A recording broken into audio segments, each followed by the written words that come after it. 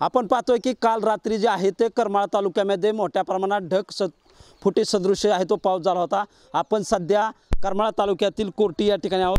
Corti गावातील काही भागात जे आहे ते सध्या जे पाणी आहे ते निघालेलं आहे, परंतु काही कोर्टी गावातील जो आहे आपण या भागामध्ये आहोत।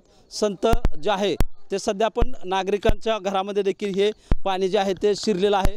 आपण सध्या पाहू शकतो की या ठिकाणी जे आहे त्या नागरिकांच्या घरातील जे मोठ्या प्रमाणात आहे ते नुकसान झाल्याचं जे चित्र आहे ते पाहायला मिळतंय। आपण सध्या त्या नागरिकांच्या घरामध्ये जातोय।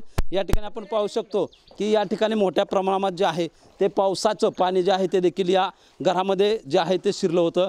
या ठिकाणी आपण पाहू शकतो की अजून देखील या घरामध्ये जे आहे ते पाणी शिरल्याचं चित्र आपल्याला या ठिकाणी पाहायला मिळतं। मी कॅमेरामॅनला विनंती करेल की हा मोठा जवळपास 1 फुटापर्यंत देखील उमरा होता, परंतु या ठिकाणी जे आहे ते सकाळपर्यंत पाणी होतं। आपण सध्या या घरामध्ये जाऊन पाहू शकतो की या ठिकाणी जे आहे ते मोठ्या प्रमाणामध्ये आहे ते घरामध्ये देखील पाणी साठल्याचं चित्र जे आहे ते पाहायला मिळते। या ठिकाणी आपण पाहू शकतो की पूर्णपणे हा जो कुटुंबाचा जे आहे ते घरामध्ये आपण माझ्या कॅमेरामॅनला मी विनंती करेल की जवळपास जे आहे ते गुडघ्याला टेकल इतकं देखील पाणी अजून घरामध्ये आहेत।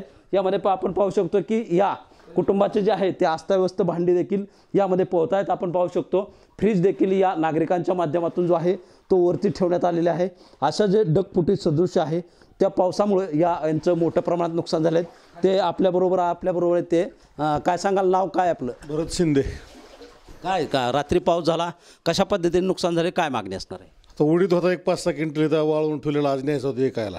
ते भिजला, ते सकाळ 4 वाजले पण तीच काम चालू आहे। तिकडे गोठा गुरांचा तिकडे नेऊन शिफ्ट करतो, तर लागण तसे वस्तू खायच्या प्यायच्या तिकडे नेऊन ठेवले जातात। काय एरियाचं नाव काय तुमच्या? ह्या इथं रोहिदास नगर।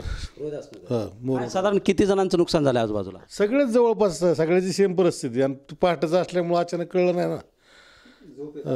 झोपेत असल्यामुळं पावसाचा अंदाज आला नाही। काय लहान मुलं वगैरे घरामध्ये? काय तसं जीवाला कोणाची हानी नाही, पण नुकसान बाकी आर्थिक नुकसान भरपूर झाले। असं धान्य बिन्य हे का हे सगळे गोण्या भिजलेले आहेत सगळ्या घराच्या मागणं काय तिकडं पाणी येणार होतं। या परिसरातील नागरिक देखील तरुण देखील आपल्याबरोबर आहेत, त्यांच्याकडून देखील जाणून घेऊया काय सांगायचं तुम्हाला या पाण्या परिस्थिती? भयानक परिस्थिती होती आणि नुकसान भरपूर प्रमाणात झालेलं आहे। शेतीचं तर भरपूर झालेलं आहे आणि घरातलं म्हणजे अन्नधान्य वगैरे सगळ्या प्रमाणात खराब होऊन गेलेलं आहे।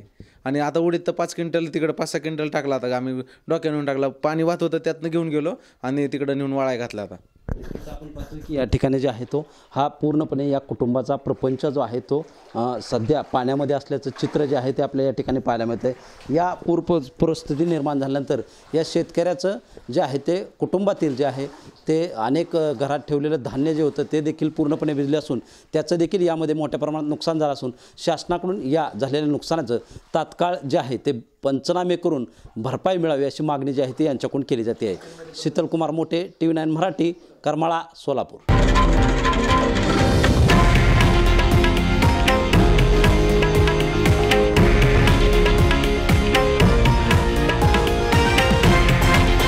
हे आहे देशातील नंबर 1 न्यूज नेटवर्क आणि आपण पाहत आहात TV9 मराठी, एकमेव।